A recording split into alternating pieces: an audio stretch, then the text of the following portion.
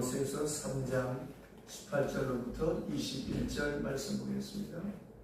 신약성경 327면 327페이지 골로새서 제 3장 18절로부터 21절 함께 소리를 모아서 읽어보겠습니다. 아내들아 남편에게 복종하라. 이는 주 안에서 마땅하니라. 남편들아 아내를 사랑하며 괴롭게 하지 말라. 자녀들아 모든에게 부모에게 순종하라. 이는 주 안에서 우게 하는 것이니라. 아비들아 너희 자녀를 노엽게 하지 말라. 낙심할까 하니라. 종들아 모든 일에 육신의 상관에게 순종하되 사람을 후계하는 자 같이 눈 가림만 하지 말고 오직 주를 두려워하여 성실한 마음으로 하라. 무슨 일을 하든지 마음을 다하여 주게 하듯하고 사람에게 하듯하지 말라. 이는 기업의 상을 주께 받을 줄 아나니 너희는 주 그리스도를 섬기느니라. 우리를 행하는 자는 우리의 우리의 도움을 복을 받으니 받으니 주는 사람을 외모로 취하심이 없느니라.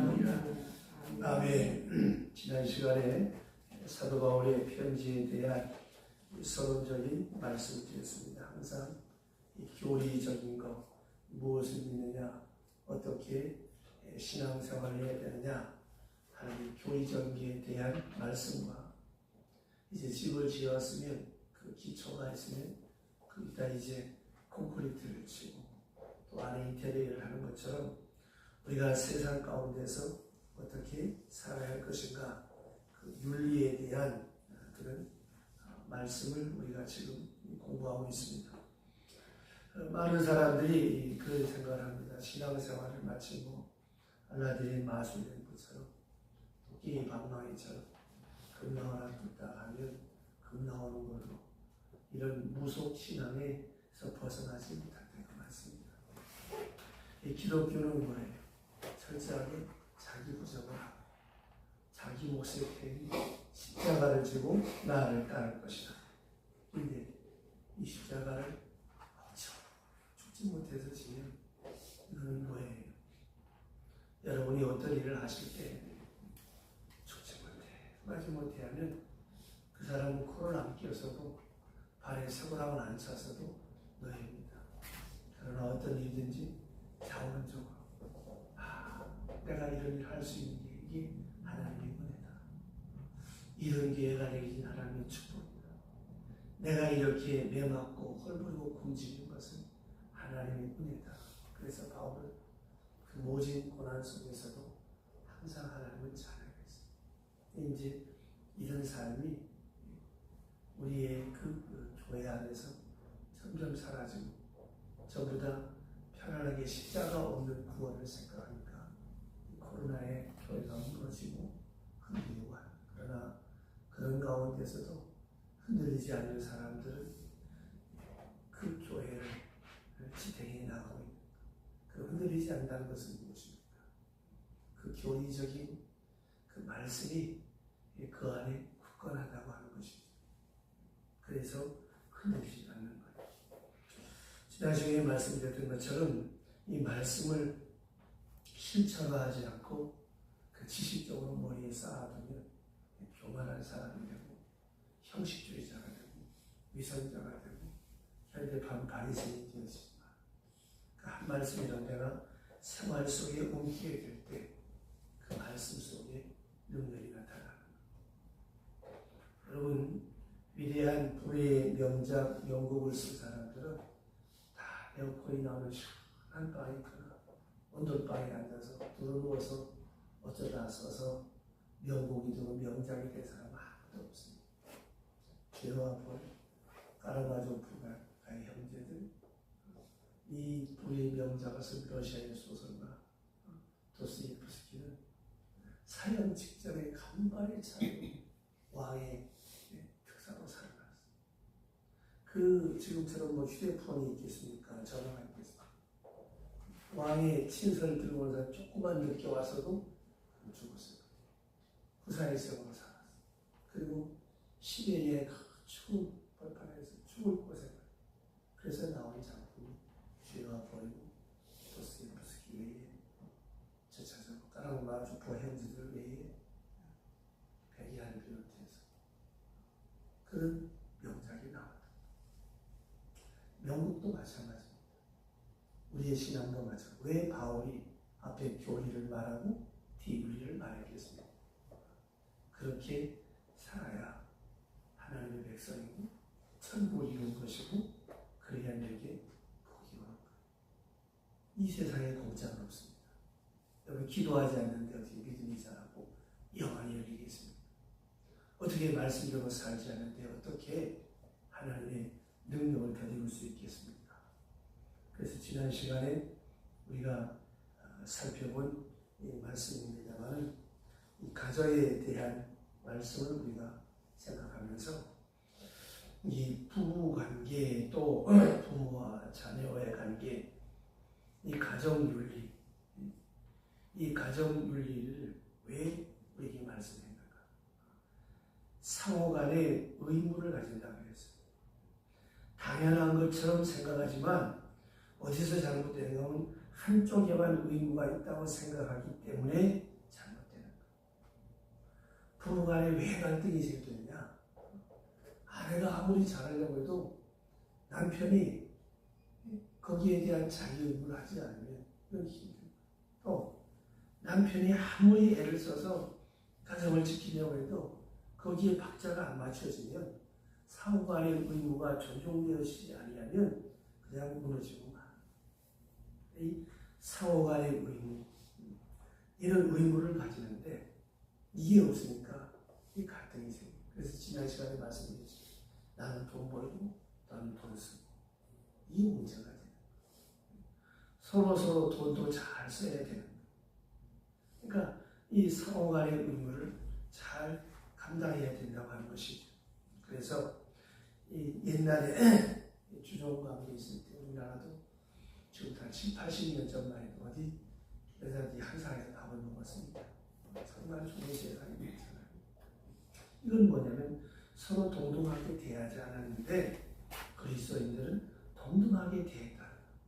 교회 안에서 동등하게 상호간의 의무를 가졌다. 그래서 상대방을 사랑할 의무가 있고 사랑받을 의무가 있고 또 상대방의 사랑을 내가 어떻게 받느냐라고 하는 이런 의무가 있고 받았으면 또 사랑할 수 있는 이 상호간의 의무 이 수평 가운데서 이 사랑하게 되었다라고 하는 것이 그리스도인의 첫 번째 생활윤리고 그 다음에 주신 말씀이 주 안에서 죽게 하겠다.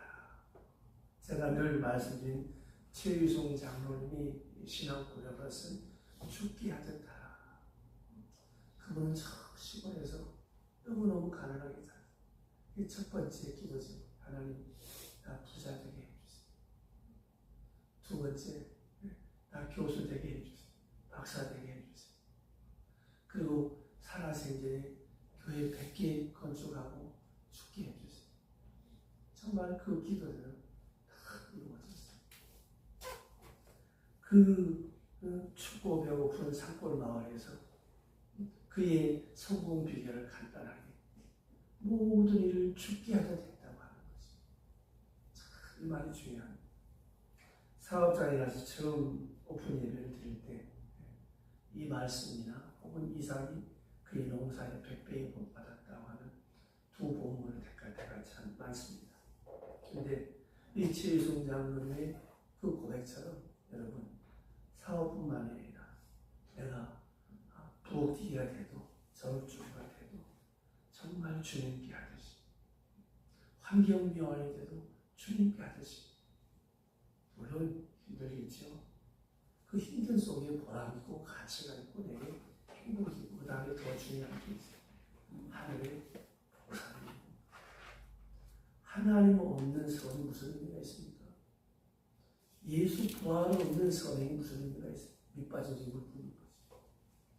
하나님이 살아계시고 하나님 모든 걸 지켜보고 계시고 우리 하는 모든 일을 따라서 하나님이 우리에게 복을 주십니다. 이 절대 신앙, 이 절대 믿음이 있을 때 죽게 한다 할 수 있고 무릎 치면 왼뺨을 돌려드릴 수 있고, 오해를 가자면 힘을 가질 수 있고, 이 바로 믿음의 사랑입니다. 그래서 제가 주례할 때 당부하며 기도한다고 하는 그 기도 제가 몇 번 말씀드렸죠. 오늘 여기 결혼한 이 두 사람이 한 마음 한 뜻 되게 해주시고 영원한 기업을 함께 누리게 하여 주옵소서. 영원한 기업. 주님을 생각하고 아내를 사랑하고, 주님을 생각하고 남편을 사랑하고, 서로 간에 상호 의무가 존중이 되어질 때 행복한 가정을 이룰 수가 있습니다. 그래서 지난 시간에 그 행복한 가정에 대해서 미국의 네브라스카 주에 있는 그 주립대학의 스티네트라고 하는 교수가 그 행복한 가정에 대한 6가지 여러분에게 말씀드리죠. 감사하는 가정, 헌신하는 가정, 그 다음에 계속적으로 거제하는 가정, 그리고 정신적으로 건강하게 되고, 그리고 위기와 환난을 함께 짊어지고 극복할 수 있는 가정. 나 때문이다. 네가 그런 게 아니라 마음을 같이 해서 함께 걱정하고 함께하는 이런 가정이 좋은 가정이라 하는 말씀까지 나눴습니다. 자, 그 다음에 이제 중요한 오늘 본문에 돌아와서 보면 아내들에 대해서 말합니다. 그럼 아내들은 어떻게 해야 되느냐? 복종하라고 해서. 근데 이 말을 지금 오해하면 안 됩니다. 복종하라. 그럼 왜 복종하라고 했느냐? 여기에는 이 말을 하게 된 배경이 있습니다. 자, 아내들이 예수 믿기 전에 됐습니까? 남편에게 복종했어요. 뭐 복종의 차원이 아니라 2000년 전 그 당시로 돌아가면 사람의 숫자를 셀 때도 여자하고 아이는 수에 치지 말았어요. 지난 시간에 말씀드린 것처럼 20분짜리 우리 생각했지 여자에 대한 인권이 어디 있었습니까? 우리나라 조선왕조 역사를 봐도 그렇고 우리나라 봐도 그런데 그러니까 예수 믿기 전에 아주 복종이에요. 굴종이죠. 아주 굴종. 그냥 어쩔 수 없이 남자의 어떤 하나의 부상으로 되었단 말입니다. 그래서 지금도 여러분 그 이스탄불이나 이쪽 회교권에 가서 보게 되어지면 여자들 인권이 없어요. 히잡을 써야 되고 함부로 취입도 못하고, 그리고 남편한테 조금만 물에 것을 입는 분이 쫓겨나게 되고, 지금 대명천지에 이런 삶을 사는 그런 사람들이, 그런 여성들이 지금도 있다고 하는 거예요. 그러니까 이게 아주 복종이 아니라 굴종이죠. 남편이 노예적으로 이렇게 살다가 자, 예수를 믿었어. 예수를 믿고 교회에 나와서 말씀을 배우고 세례를 받고 함께 신앙생활하고 함께 앉아서 예배하면서 형제 자매가 되었어요. 서로 이야기도 하고. 자, 그러니까 그동안 풀렸던 여자들의 인기가 확 살아나서 정말로 기고만장해졌어요. 이제는 뭐 남편하고 무섭지 않아. 아주 뭐 대들질 않나. 말로 어떻게 여자들이 이길 수가 있겠습니까? 그래서 교회가 시끄러워졌어요. 그래서 바울이 여자들이 교회에서 잠잠하라 하는 말이 나오게 된 거예요. 이 배경을 모르고 무조건 복종 그러면 아이 저 웃긴다 이렇게 오해할 수가 있습니다. 그러니까 보세요. 예수 믿었다는 이유로 복종하지 않는 것이 마땅하다 이게 아니에요. 복종하는 것이 마땅한데 예수 믿고 하니까 너도 하나님의 자녀, 나도 하나님의 자녀. 아주 기고만장해졌습니다. 그래서 오늘 바울이 합니다. 그리스도 안에서 복종하라. 자, 그래서 에베소서 5장 22절에 보면 오늘 말씀이 이렇게 지났죠. 에베소 5장 22절에 보면 복종할 때 충기하게 하라. 주님께 복종하는 것처럼 하라. 그래서 이 말이 나옵니다. 여러분, 우리가 잘 생각해야 되는 것은 내가 예수를 믿고 난 다음에 달라진 것이 무엇이냐?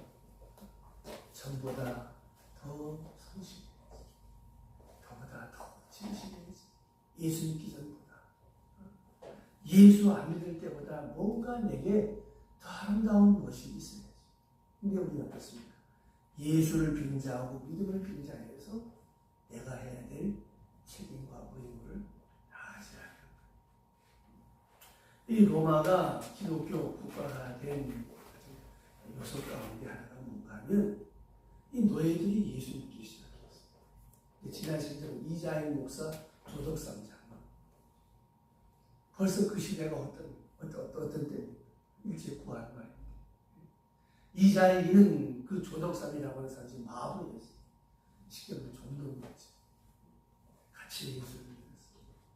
예수 믿고 장로가 되고 자기 주인은 떨어졌어요. 지금은 재벌 회사하고 떨어지고 그 집 운전기사가 장로가 됐어요. 기가 차가지. 근데 참 그 조덕삼 장로님이 돌아가신 조세영 씨 할아버지지. 조세영 국회의원 하나. 이것은 축계로 말미암은 것입니다. 그런 말 한마디 교회가 수행하죠. 또 이자이랑 모습도 더 상대를 잘생겼어. 장로 되기 전보다 더 잘했어. 얼마나 멋있습니까? 장로 됐다고 건강을 떨어서 되겠습니까? 또 이 조덕삼이라고 하는 거는 그를 장로로 잘 섬기고 그를 보니까 저분 영적 자질을 리더십이 있고 비록 종이지만 훌륭한 목사님 되겠다 싶어서 신학 공부할 때 그분을 위해서 전부 뒷바라서 다 했어요. 그리고 총회장을 2번씩 할 수 있도록 다그 뒷도를 다 대줬어요. 지금도 제가 되는데 오늘도 저 전주에서 내 없는 사이에 뭘 갖다 놓고 가서 이것도 선거 법위반인데 돈을 안 갖고 온 걸 갖고 왔습니다. 이 선거 한번 하면 우리 교단은 좀 작아서 10억, 6억에서 10억을 씁니다. 장로교나 감리교는 워낙 큰 교단입니다.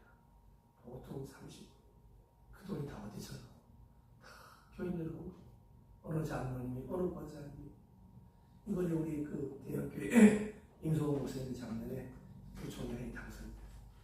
돈 안 쓴다고 했지만 그래도 돈 드는 것이 뭐냐면 첫째 선거 운동하는 사람들 여길 줘야 될 거 아니야. 찾아가서 부탁하고 하려면 밥값, 교통, 그 운동만 해도 어마어마한 거예요. 대의원이 몇 명이냐? 우리 교단에 170명, 170명 만나러 전국 방문 다그 여기 다음에 그쪽에 가면 남전대 연합회 무슨 권사에 가면 그냥 갑니다. 뭐 사들고 가요. 이런 선거에 필요한 돈만 해도 어마어마해요. 그 외에 그 지역에 좀 영향력 있는 사람들이 이렇게 저렇게 하면 참 돈이 많이 들어. 그런데 그 모든 비용을 이 조덕산 장로가 죽게 하듯이. 자, 인간적으로 생각하면 어떻게 돼요? 그는 종놈이 마부이라고. 그런데 죽게 하는. 또 그 집에 마부였던 이자의 장로는 자기 상들을 하나님처럼 죽게 하듯이 장로가 되어서 더 부지런한 더 잘생겼다. 이게 예수 자녀입니다. 제가 왜 이 말씀드린가 하면 예수 믿고는 뭐가 좀 달라져야 되는 거 아니에요? 우리가 신이 되고 뭐 어떤 천사가 되지는 못할지라도 매사에 죽게 하듯 주님께 복종하듯 그렇게 섬기는. 자, 그런가 하면 남편에 대해서 뭐라 그랬느냐? 아내를 사랑할 때 그리스도께서 자신을 주신같이 하며 얼마나 더 깊은 말씀입니까?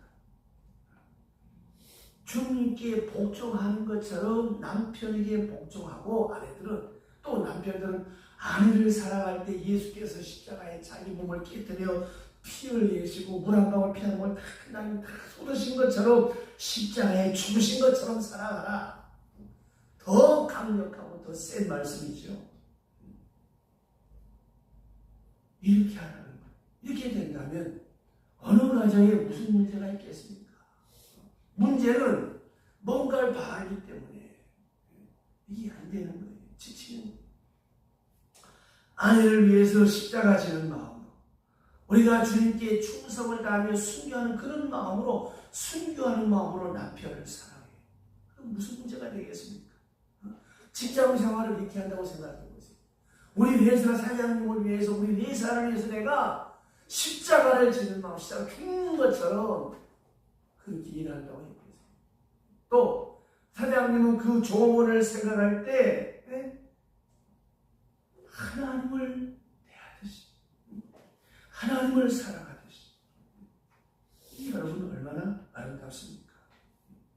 이게 바로 기독교인의 가정의 기본 철학이에요. 그래서 아내에게 말하기를 예수 믿는다는 핑계로 복종하지 않는 아내가 되어서는 안 된다. 또 남편은 죽게 한다. 얼마나 귀한 말씀입니까?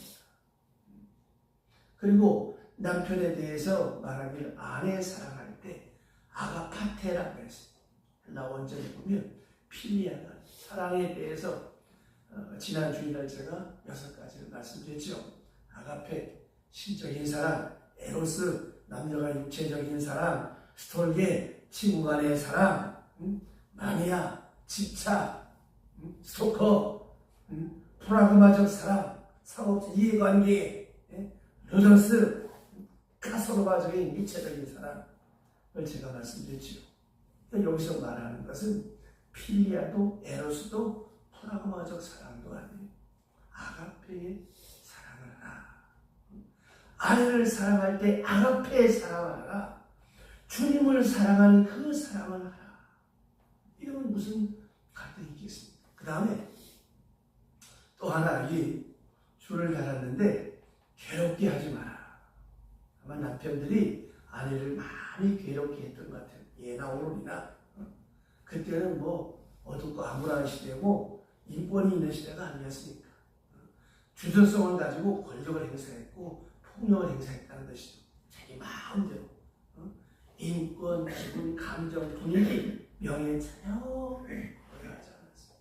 그래서 우리 바울이 하는 말이 괴롭게 하지 마라. 여러분 참 귀한 말씀이잖아요.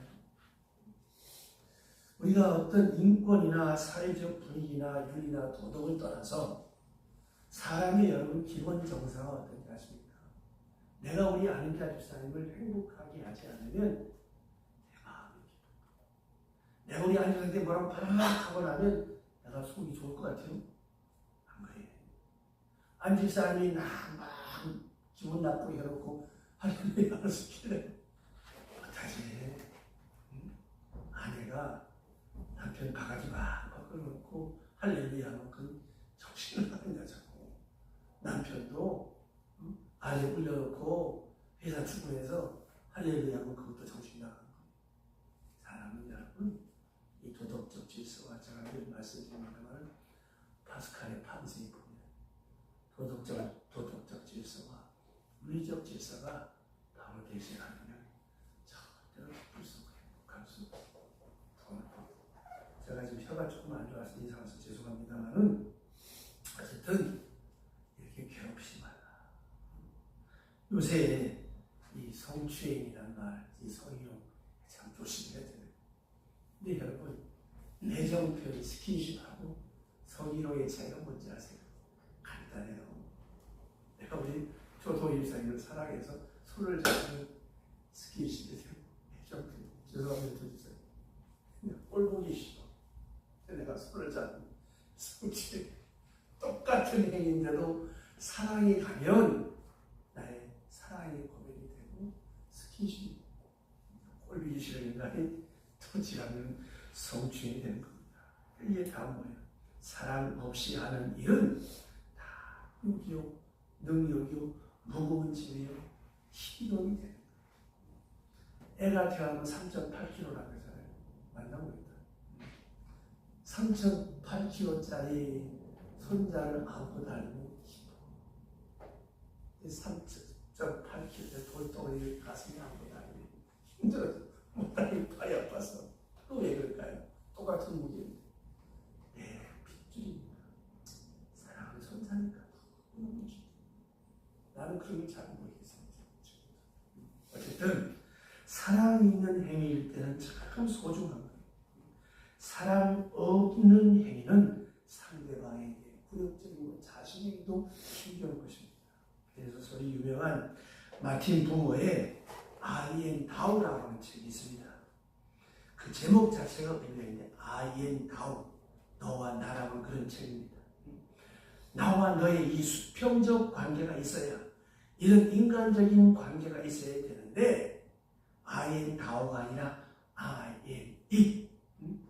다시 말하면 나와 너가 아니고 나와 그것이 되어버리면 갈등이, 구역이, 아픔이 생깁니다. 인간관계가 깨진다는 것. 아내와 나와의 관계, 어디까지나 인격적인 관계에서 대해져야 되는데 이것이 나의 욕망 충족을 위한 수단이 되어버렸다면 이건 비인간화가 되는 것이고 추행이 되는 것이고 아픔이 되고 고통이 되는. 그래서 칼바한테 유명한 명제가 있습니다. 간음이 뭐냐?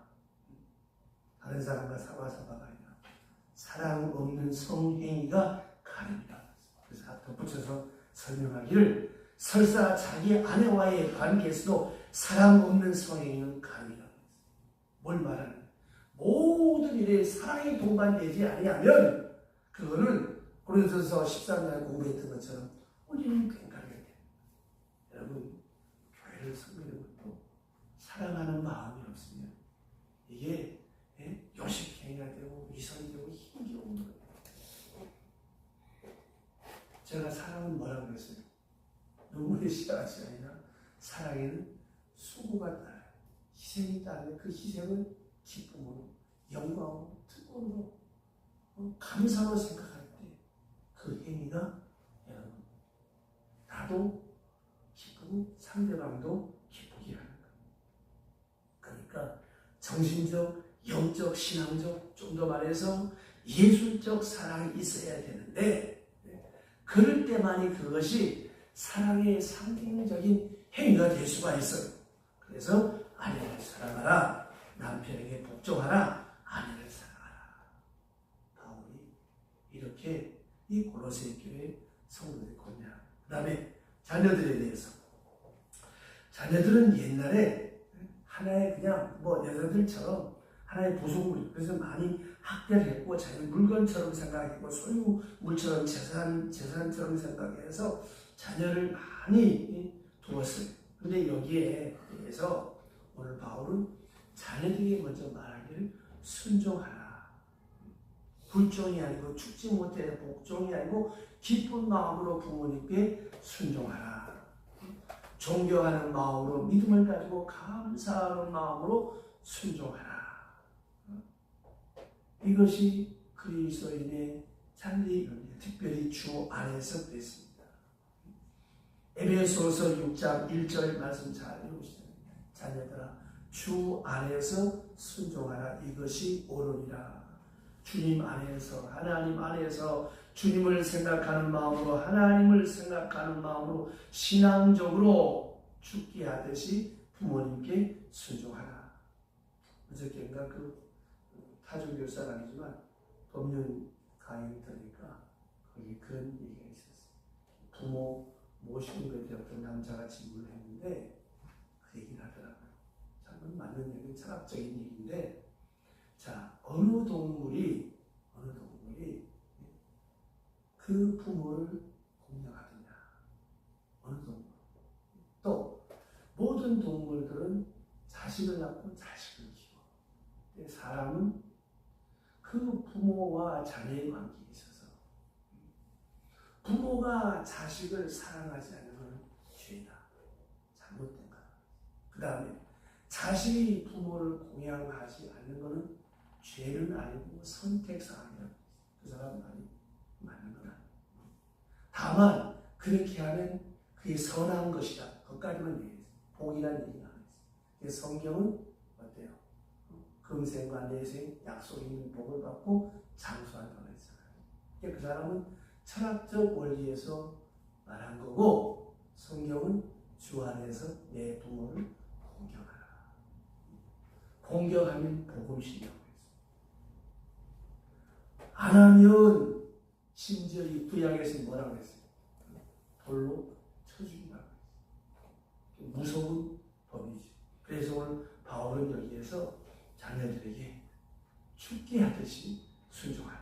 그 다음에 동시에 아비에 대한 교훈을 주시는데 경록케 하지 말라. 이 말은 뭐예요? 화내게 하지 말라. 요새 자녀 학대 문제가 가끔 이 신문기사나 TV에 자주 나오잖아요.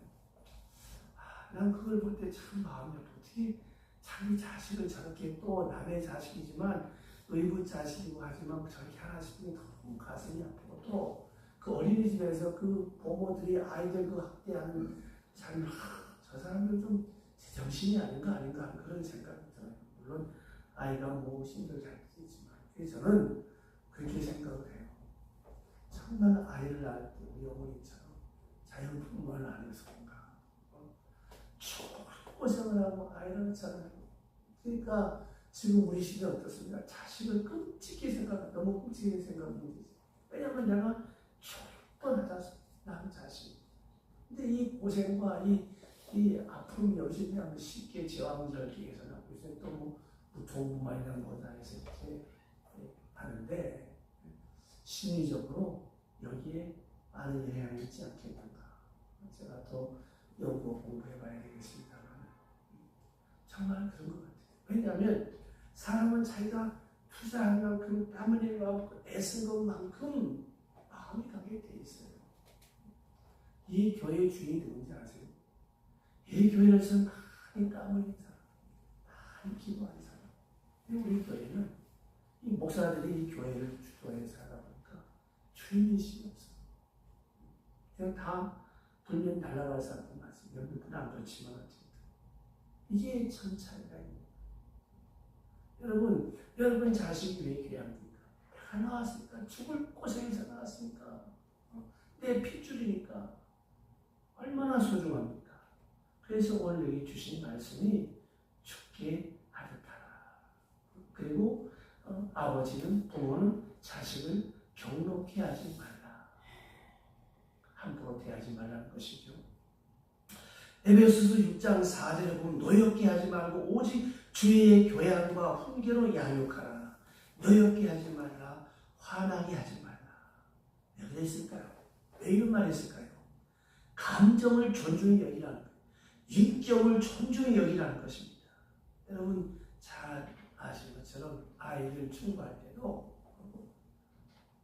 동생 나무랄 때 형 앞에서 동생 나무라면 안 돼요. 아무도 안 그렇게 따로 불러서, 또 형을 동생 앞에서 나무래도 안 돼요. 그러니까 항상 이 훈계나 체벌은 그 아이를 딱 세워놓고 혼자서 네가 이거 잘못했다, 이래야 그 말을 받아들이지. 사람 있는 데서 형 앞에 동생 앞에서 망신을 주면 기분 나빠가지고 말을 듣지 않는 경록히 하는 거예요. 왜냐? 그 어린아이들의 감정이 있고 인권 있고 자존심이 있어요. 이걸 짓밟아 버리면 아이들이 엇나가기 시작합니다. 저는 그 고3 수험생 기도하고 어떤 이제 앉아 티타임을 하면서 집사님들이 애 학교 어디 가면 다 얘기하는데, 한 집사님만큼은 말을 못하는. 왜 말을 못하는지, 그 아이 마음 아프게 하는 거야. 야, 뭐 공부가 인생이 전부냐, 그거 대충이가 아무 대학 가라. 이러면 그 아이를 무시하는 건가? 야, 어느 대학 가라 그러면 우리 아이 성적이 안 되는데 그 대학 가라 그러면 이 아들 마음에 부담이 돼요. 참 훌륭한 어머니죠. 그냥 엄마 마음 이래라 저래라 그것이 아니라 그 시험 준비하고 하는 그 아들의 마지막 자존심까지 안버티고 싶었던 것이죠. 여러분 자녀들의 인격과 자존심, 명예를 소중히 여겨야 돼요. 설교 때 몇 번 말씀드렸습니다만은 오래전에 베스트셀러가 된 CEO가 되는 길이라는 그 책에 보게 되어지면 거기에 50명의 세계적인 CEO들의 어린 시절을 다 기록해놨는데, 이렇게 성공적인 기업의 총수가 된 사람들 조사해보면 다 그 부모님이 훌륭하고 같이 어머니가 훌륭해. 어떻게 훌륭하냐? 그 어머니가 자기 자신을 믿어주었다는 것. 모든 사람들이 저런 새끼 저 싹스럽다 뭐 어쩌다 막 비난해도 그 어머니만큼 아니야. 나는 너를 믿는다. 그 용기를 얻어서 훌륭한 사람이 됐다. 그러니까 가장 사랑하고 사랑받는 내 어머니가 나를 믿어주는 그 믿음 속에서 그 자녀들이 훌륭한 기업의 CEO가 됐다. 그래서 오늘 말씀에 너였게 하지 말라. 화나게 하지 말라. 이거는 여러분 장성한 자식도 마찬가지입니다. 함부로 하는 사람도 아직은 무식한 거죠. 자, 시간이 좀 갔습니다만 마무리하겠습니다. 교육학에서 그럽니다. 이 가치관의 교육은 7살로 끝난다고요. 그러니까 여러분 자녀들 앞에서 내가 어떻게 말하고 어떻게 행동하냐가 참 중요한데 그 부모의 행동, 그 가치 판단의 교육이 7살이면 끝나. 7살 되기 전에 어떻게 살고 무엇이 귀하고 무엇이 소중한가 이 가치관에 대한 교육을 바로 시킵니다. 심지어 7살 조금 밑에 11살까지도 효과가 있다고 합니다. 그러나 11살이 넘으면 절대로 아이들 체벌하지 말라, 때리지 말라, 해봐야 소용도 없는 거예요. 그래서 아이들이 삐나고 잘못된다는 거예요. 적개심만 돕는다는 거예요. 그러니까 평소에 부모의 행동이 얼마나 참 무섭습니까? 근데 우리는 어떻습니까? 정반대잖아요. 어렸을 때는 제멋대로 키웠고 잘한다면 후드가 잡으라 이게 문제가 돼요. 그래서 아이들이 교회 와서 엄마가 조용하게 이래지는 모습을 보여줘야 돼. 아무리 바쁜 일이 있어도 주의를 잘 지키는 모습. 어떤 속상한 일이 있고 가슴 아픈 일이 있어도 막 힘내고 성내는 것이 아니라 오늘 조용히 기도하는 모습. 참 쉽지 않지. 이게 다 여러분 본보기가 돼. 맹모 삼천지교라고 하는 말을 써요. 맹자 엄마가 아이 교육시킨다고 하루는 장례식 그 공동묘지 같으니 아이고 그랬고 아유 안 되겠다. 아이들에게 경제관념을 가르치고 시장 교육을 가르쳐야 되겠다 싶어서 시장가 이사 같으니 매일 골라 안 돼. 그래서 서당 가까이 가서 이사했다는 거 아니에요. 여러분 어렸을 때 아이가 바로 앉아서 아니 요 훈련을 해. 집중력 분다수 갔다 갔다 하는 게 공부는 다물 건너갈 줄 아세요. 수업 시간에 보세요. 참 선생님 바라보고 훈련시키. 엄마가 아이한테 착보는 정말 무섭습니다. 이렇게 하면 다 큰 다음에 후를 잡을 때 이렇게 되겠습니까? 그래서 여러분 오늘 말씀에 경록해 하지 말라, 화내게 하지 말라, 그리고 죄의 교양으로 훈계하라 이렇게 말씀하는 것입니다. 기도합시다. 자, 이 자리에 우리 모두 기도.